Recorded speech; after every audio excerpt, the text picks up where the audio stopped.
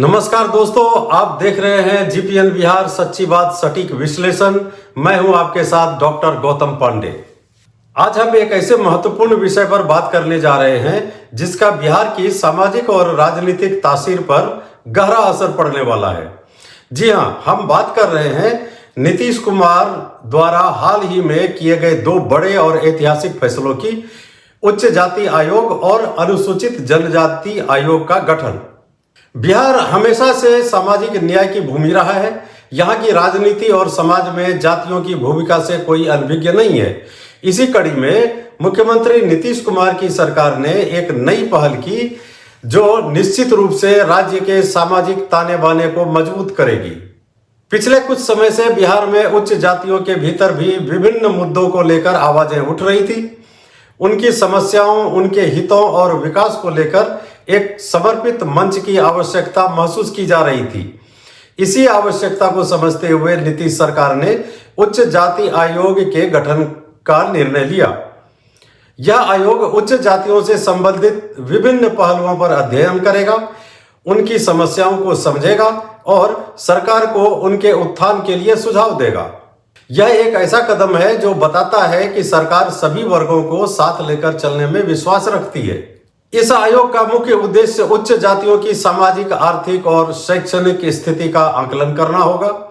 यह उनके सामने आने वाली चुनौतियों जैसे शिक्षा, रोजगार और आर्थिक पिछड़ेपन पर ध्यान केंद्रित करेगा। इसका लक्ष्य यह सुनिश्चित करना है कि कोई भी वर्ग विकास की दौड़ में पीछे ना छूटे। अब बात करते हैं दूसरे महत्वपूर्ण आयोग की, अनुसूचित जनजाति आयोग। यह एक ऐसी मांग थी जो दशकों से लंबित थी। बिहार में अनुसूचित जनजातियों की एक महत्वपूर्ण आबादी है जिनकी अपनी विशिष्ट समस्याएं और आवश्यकताएं हैं। लंबे समय से यह महसूस किया जा रहा था कि उन्हें एक समर्पित आयोग की आवश्यकता है जो उनके अधिकारों की रक्षा कर सके और उनके विकास को गति दे सके। अनुसूचित जनजाति आयोग के गठन से बिहार की जनजातीय आबादी को बहुत फायदा मिलेगा। यह आयोग उनकी सामाजिक, आर्थिक, सांस्कृतिक और शैक्षिक स्थिति का गहन अध्ययन करेगा। यह सुनिश्चित करेगा कि उनके संवैधानिक अधिकारों का पूर्ण रूप से पालन हो और उनके खिलाफ किसी भी प्रकार का शोषण या भेदभाव न हो। इन दोनों आयोगों का गठन नीतीश सरकार की सबका साथ सबका विकास की नीति का एक महत्वपूर्ण हिस्सा माना जा रहा है।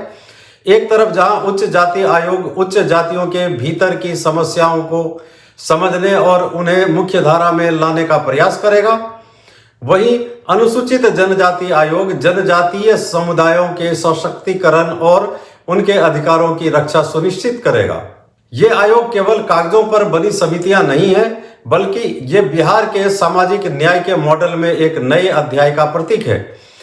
इनसे उम्मीद है कि ये जमीनी स्तर पर काम करेंगे, विभिन्न समुदायों की वास्तविक समस्याओं को समझेंगे और सरकार को ठोस नीतिगत सुझाव देंगे। मुख्यमंत्री नीतीश कुमार ने इन आयोगों के गठन को सामाजिक समरसता और समावेशी विकास की दिशा में एक महत्वपूर्ण कदम बताया है। उनका मानना है कि इन आयोगों के माध्यम से सभी वर्गों की समस्याओं को बेहतर ढंग से समझा जा सकेगा और उनके समाधान के लिए प्रभावी कदम उठाए जा सकेंगे। तो दोस्तों, नीतीश सरकार का यह फैसला निश्चित रूप से बिहार की सामाजिक राजनीतिक परिदृश्य में एक नई बहस को जन्म देगा।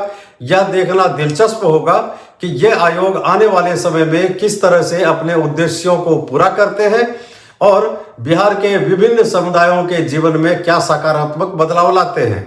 आज के लिए बस इतना ही। आपको यह जानकारी कैसी लगी हमें कमेंट बॉक्स में जरूर बताएं।